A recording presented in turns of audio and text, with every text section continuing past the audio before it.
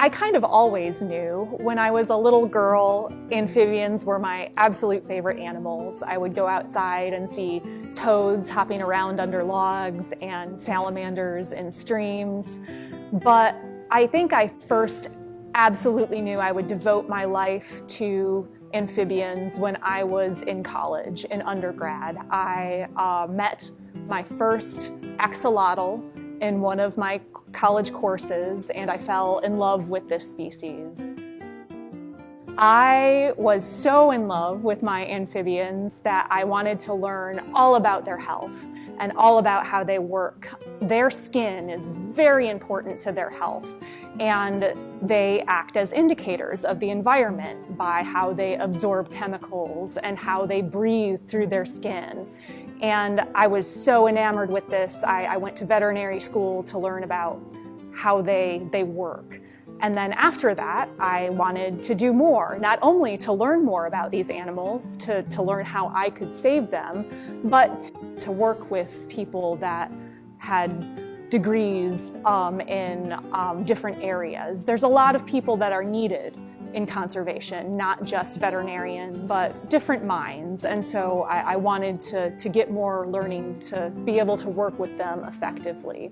So I got my PhD, and it was very specific to salamander reproduction, and that's what led me to my career today. Every day is a little bit different.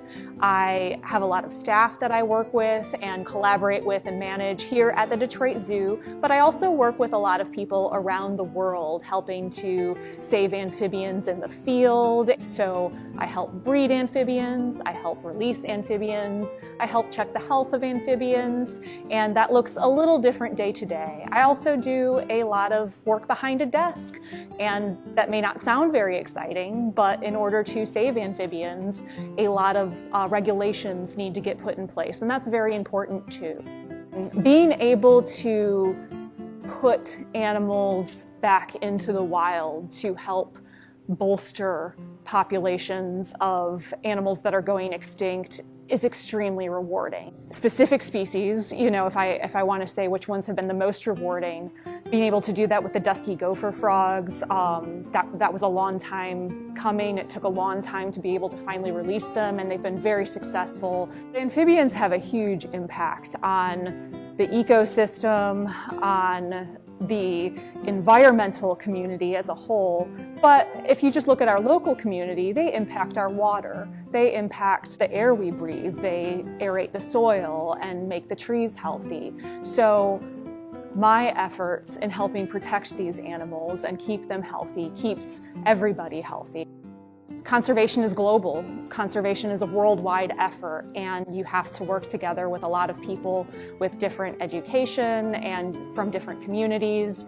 And we all want the same thing, but we don't always recognize we're working for that same thing. And we have to get together on the same page and recognize we're coming together for the same goal. And I love that about my job. I like that challenge, and I like to face that head on. Don't be afraid to follow your passion and have a passion in something that is smaller and maybe less charismatic. I know I had a challenge of not being taken so seriously because the animals I was passionate about were not getting the headlights, but that is something I would say is big advice to take. Definitely hold on to that passion and follow it.